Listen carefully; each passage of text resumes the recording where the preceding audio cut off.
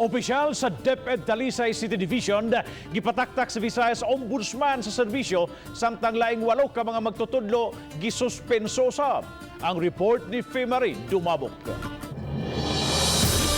Kung pagkatangtang sa serbisyo ang desisyon sa Visayas Ombudsman bato kang Maria Lourdes Ipong, Chief Supervisor sa Curriculum Implementation sa Talisay City School Division. Samtang 8 usab ka mga magtutudlo gisuspenso sud sa usa ka tuig tungod sa kasong grave misconduct and neglect of duty.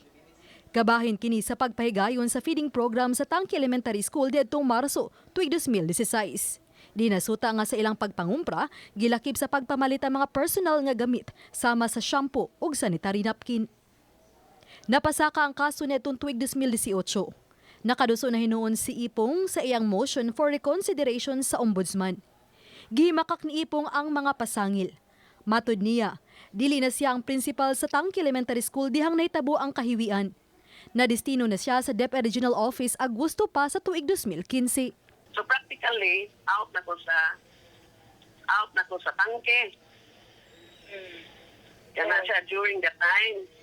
So, unfair sa kayo sa part sa mga teachers. Ya, teacher 1 ra na ang iyang DOIC.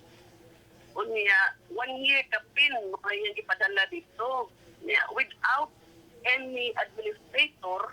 Matod ni Ipo nga nasubo siya kay gipersonal siya sa kani opisyal nga mireklamo kaniya o gingong naangin lang ang ubang magtutudlo.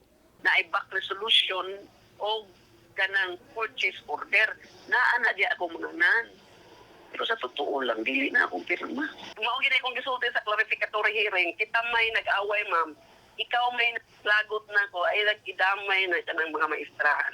Oban ni Renante Quiñones. Ako si Femari Dumabok. Balitang Bisdak.